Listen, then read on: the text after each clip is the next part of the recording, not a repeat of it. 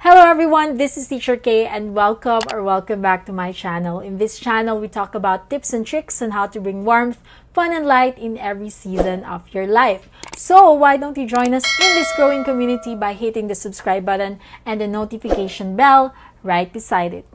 Biggest shout out to the 15% of my YouTube subscribers who are here mainly because of the Facebook algorithm. Well, this channel is about giving tips and tricks on every season of your life, and for this season, we are going to talk about the top mistakes that I did to my Facebook page that were hurting my organic reach. There's no denying that the organic Facebook reach is at an all-time low. Therefore, we need to be strategic in what we do and what we should not do for our Facebook page. In this video, I will be talking about the top mistakes that I did that definitely pulled down my organic reach. Well, I told you in my previous videos that my page blew up really fast from 3,000 to 20,000 followers in less than 2 months. But a few months later, my growth became really slow. And my reach became really low.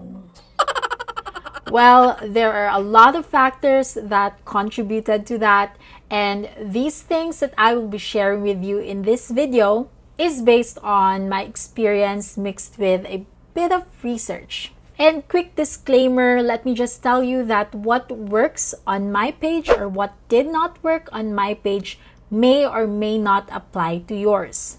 But I hope that this experience of mine will help you strategize your Facebook even better. So without further ado, here are my top 5 Facebook mistakes that were hurting my organic reach. Number 1 is posting external and promotional links. As what I told you in my previous video, I was actually prioritizing my YouTube channel over my Facebook page. So what I did to promote my channel is I deliberately shared my YouTube links in my Facebook page when I knew from the start that these types of posts will not have a lot of reach.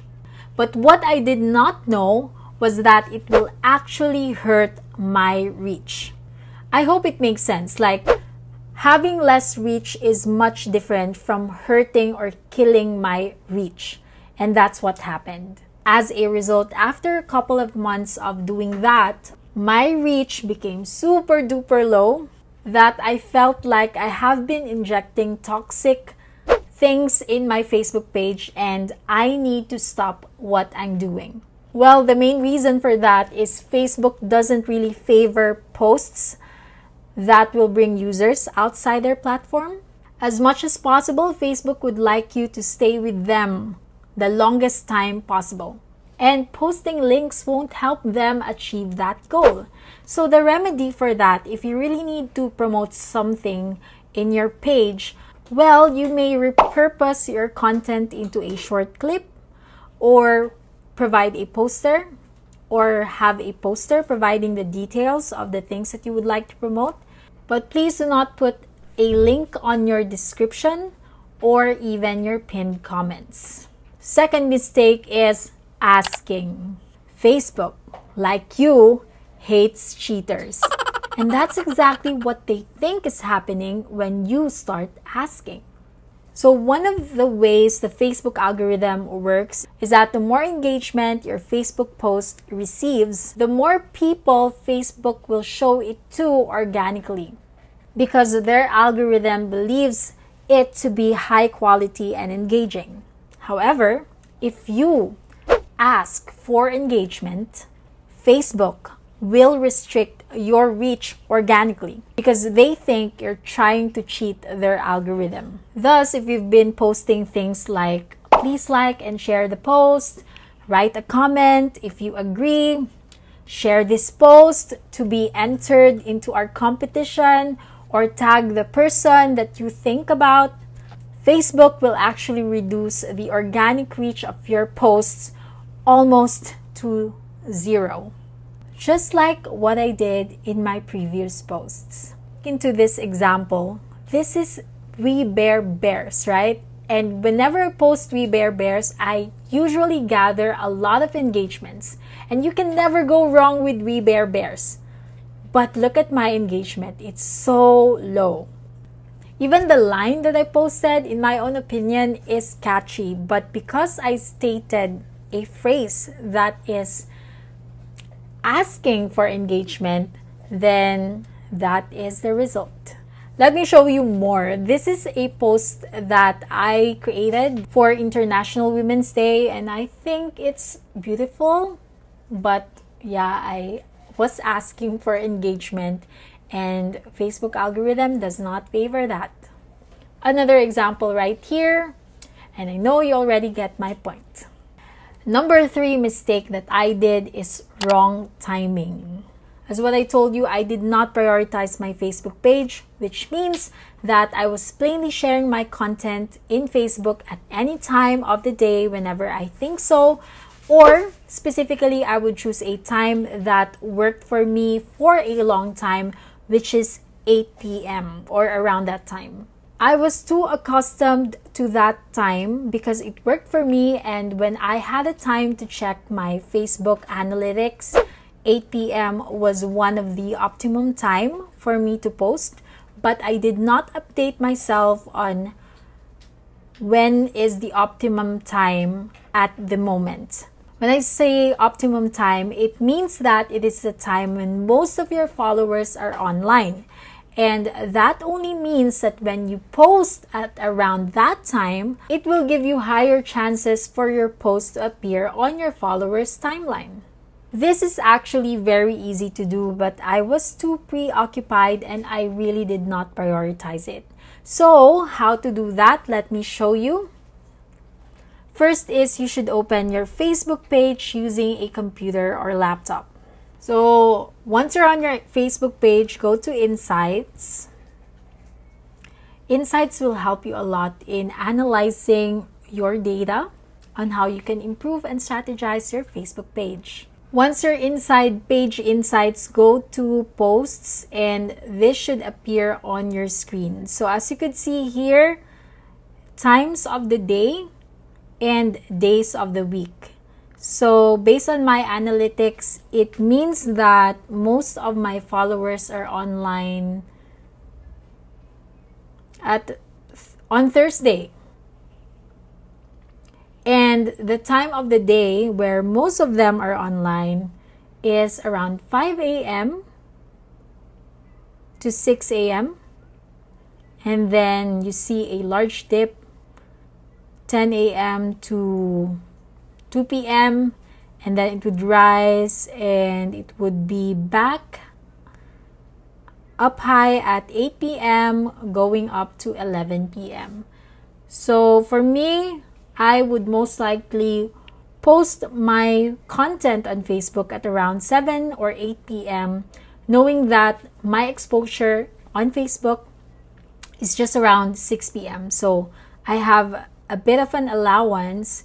So if not most of them are online by 7 p.m., maybe they can see it at 8 or 9 or 10 or 11. So that's how it works. Again, let me emphasize that you should open your Insights using a computer or laptop because this will not work on your cell phone's typical Facebook app. Number 4 is posting what I want rather than what my followers want. To put it simple, you actually have to be in the know and catch up with the trends that most of your followers are most likely engaged with and jump on that. But because I did not prioritize my Facebook that time, I would seldomly hop into trends. I wouldn't research or prepare in advance. But when I did hop into a trend, this is what happened. Amazing! One way to solve this type of problem is actually by having your own content calendar. If you don't know what content calendar is, how it works, or how you can utilize one, comment down below and maybe one of these days I will create my video about that. Number 5 is acting like a robot. I actually have a ritual whenever I post something on my Facebook page because it works. Before posting, I would have to interact or engage in my Facebook, which means that I would like those who shared my posts. I would comment or reply to those who commented on my posts. Simply interact with them right before I post my content. It's my way to heat up the algorithm, and it actually worked for me many times. However, I did not notice for quite a long time that I was actually making that as a ritual, meaning I act as a ritual. It became very robotic. It has been very much patterned, wherein I would like or heart or click care, and then after that I would comment or reply to those who commented on my post, and that's it. It sounds like it's kind of robotic for the Facebook algorithm. It appeared like it's no longer ran by a human, and as a result, it hurt my Facebook reach.